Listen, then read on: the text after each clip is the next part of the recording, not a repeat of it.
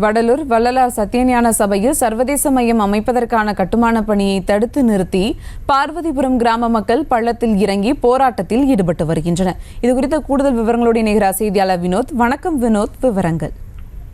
சுபா, இறைவில பெருவெளி இருக்குதென்றால் எங்கே அழைத்து வருவார் வடலூர் வடதிசைக்கே என்று வள்ளல் பெருமான் தனது பாடல்களே பெருவெளியின் சிறப்பை குறிப்பிட்டிருக்கிறது. இந்த நிலையில் கடலூர் மாவட்டம் வடலூரிலே வள்ளலாரால் ஏற்படுத்தப்பட்ட சத்திய ஞான சபையில் வள்ளலாரின் 200வது அவதார விழாவை முன்னிட்டு தமிழக அரசு 100 கோடி ரூபாய் மதிப்பீட்டில் சத்திய ஞான சபை வளாகத்தில் சர்வதேச மையம் அமைக்கப்படும் என தெரிவித்திருந்தது. இந்த நிலையில் இதற்கு கடும் எதிர்ப்பு எழுந்த நிலையில் தற்பொழுது வள்ளலாருக்கு நிலம் கொடுத்த பார்வதிபுரம் கிராம மக்கள் அந்த சர்வதேச மையம் அமைப்பதற்கான தோண்டப்பட்டுள்ள பள்ளத்தில் இறங்கி போராட்டத்தில் ஈடுபட்டு வருகின்றனர்.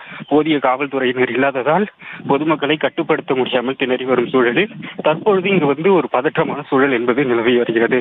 இந்த சத்திய ஞான சபை வளாகத்திலே அந்த சர்வதேச மையத்தை அமைக்காமல் வேறு இடத்தில் அமைக்க வேண்டும் என்பதுதான் அனைவருடைய கோரிக்கையாகவும் இருந்து வந்த நிலையில் 1 வாரங்களாக பணிகள் என்பது நடைபெற்று வந்தது. இதற்கு கடும் எதிர்ப்பு எழுந்துள்ளது. தற்பொழுது வள்ளலாருக்கு நிலம் வழங்கிய பார்வதிபுரம் கிராம மக்கள் அந்த தோண்டப்பட்டுள்ள பள்ளத்திலே இறங்கி போராட்டத்தில் ஈடுபட்டு வருகின்றனர்.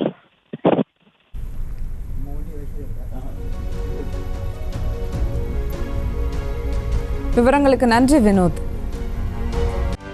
செய்திகளை உடனுக்குடனும் துல்லியமாகவும் தெரிந்து கொள்ள சப்ஸ்கிரைப் பண்ணுங்க.